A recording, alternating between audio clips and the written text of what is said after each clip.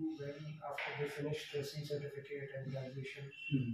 And not only did a good job, but we've become successful, responsible citizens of the country. First and foremost, this is important general actually. What is important? Forget about the job. Forget about any other segment. We should produce a human resource that is fit to face the challenges to save this country from all kind of things. It may be education, it may be science, it may be culture, defense. Good citizen can do anything. So, Mr. Banaspati, I think they have told me that you all have provided them some space for putting up their simulator and... Simulator, yes. I was just sharing with the media also that I'm grateful to they have visited the site also.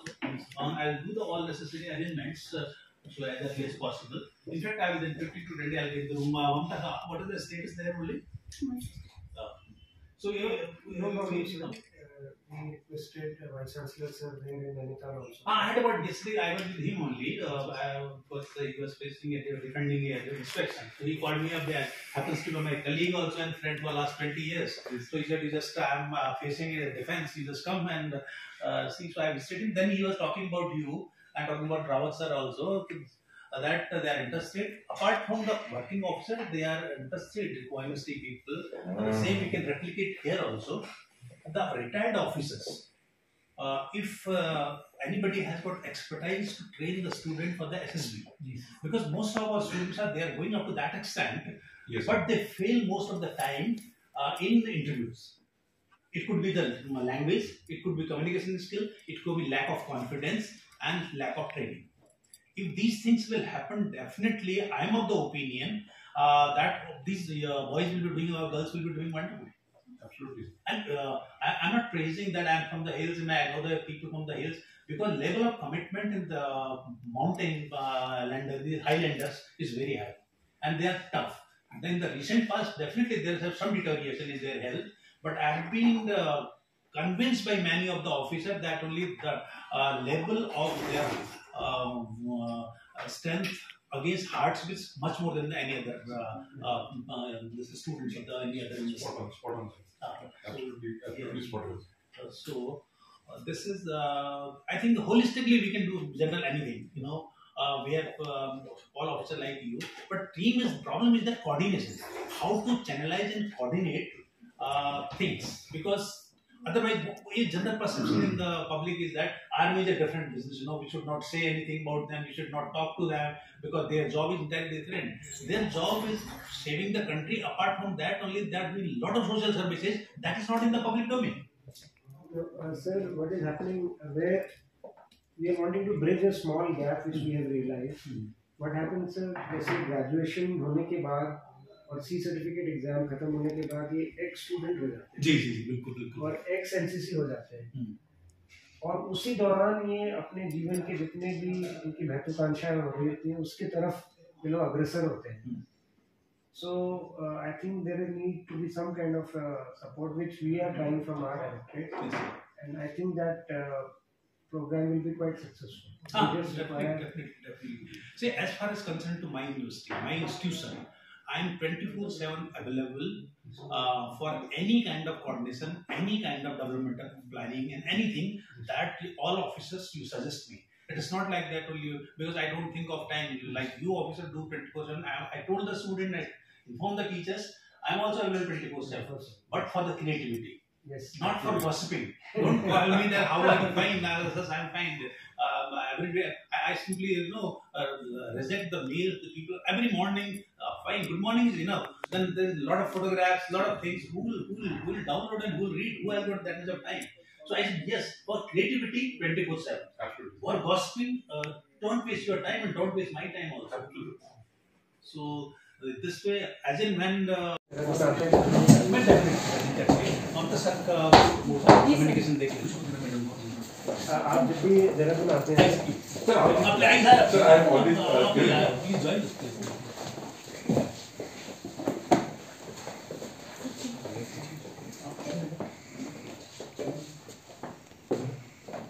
Sir, आप please.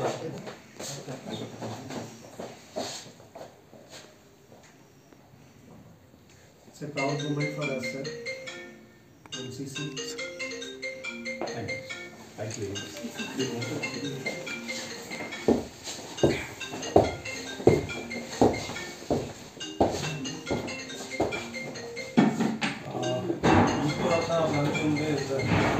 Justice पहले तो आप क्योंकि बहुत बड़े fighter भी थे, बहुत बड़े किंग भी थे और जस्टिस करते थे, तो मुझे लग रहा है आप ऑफिसर्स में आपकी इनजस्टिस तो होने नहीं देते किसी के साथ, तो this is not dictative, small token of love and with respect from fraternity of Shobhan Singh ji university. Thank you sir, thank you sir, thank you sir.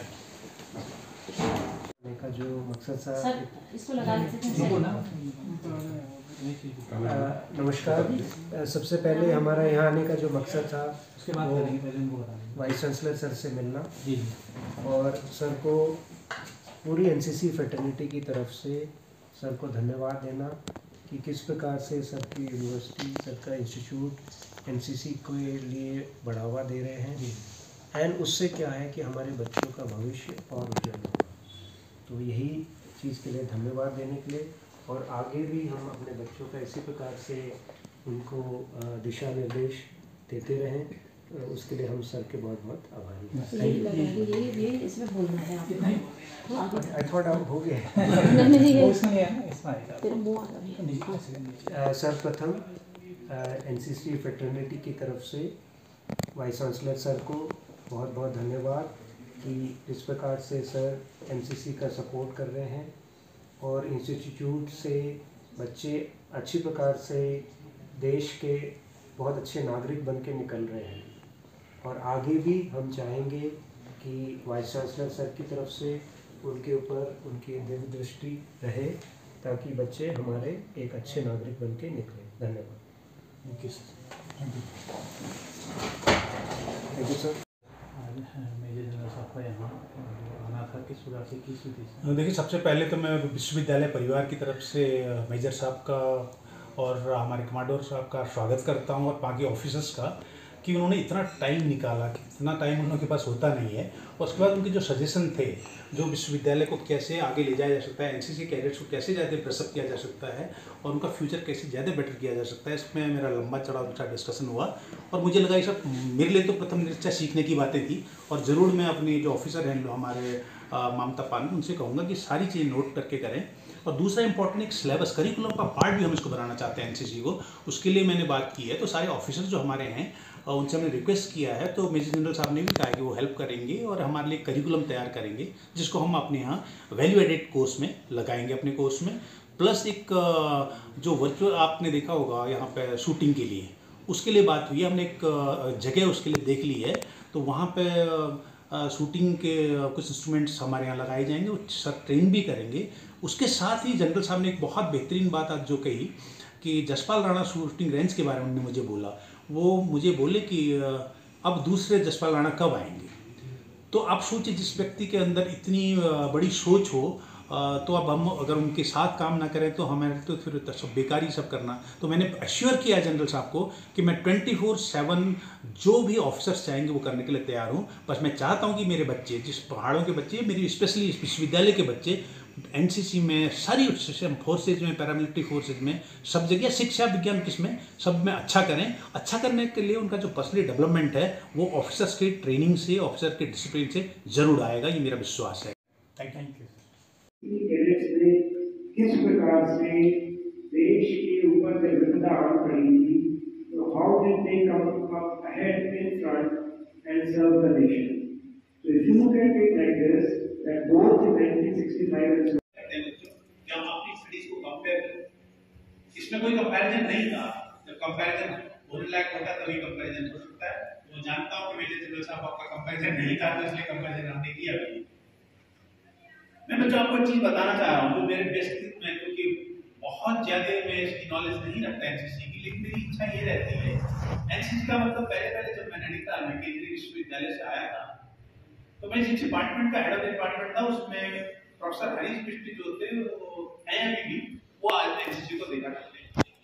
तो मेरे बचपन के मित्र थे, हमने बीएससी एमएससी पीएचडी साथ में किया, फिर मैं बाहर चला गया, वो नौकरी करते रहे। तो मैंने उनसे पूछा कि आपके जो इतने बच्चे हैं, साइंस के बच्चे कम क्यों होते हैं?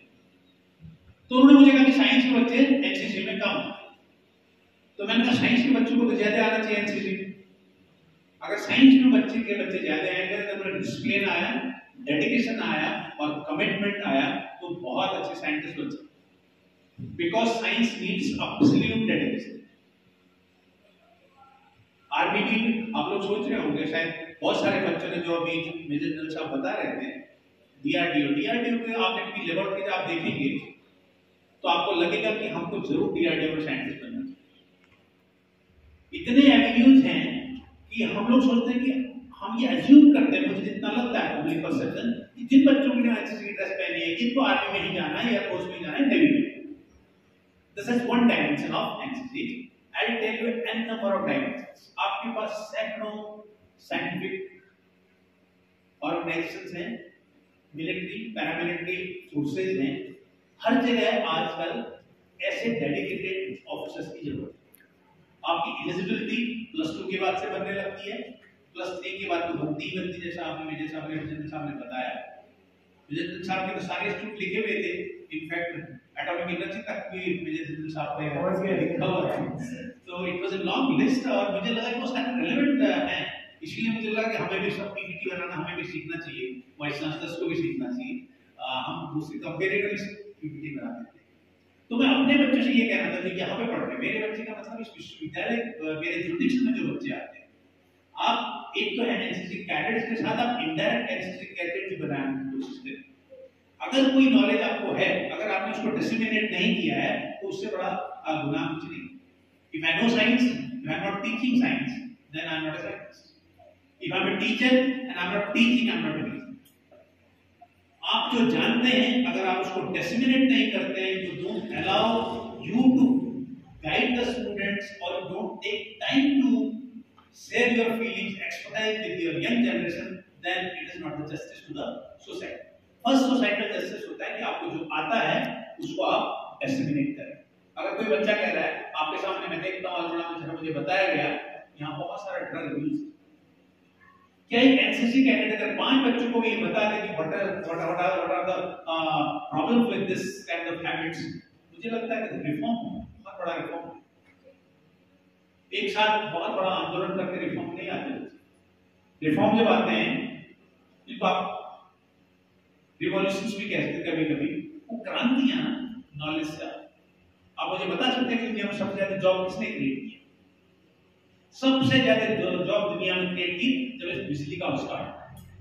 दिस इलेक्ट्रिसिटी के highest number of jobs in the world क्या है? इन्वेंशन से है।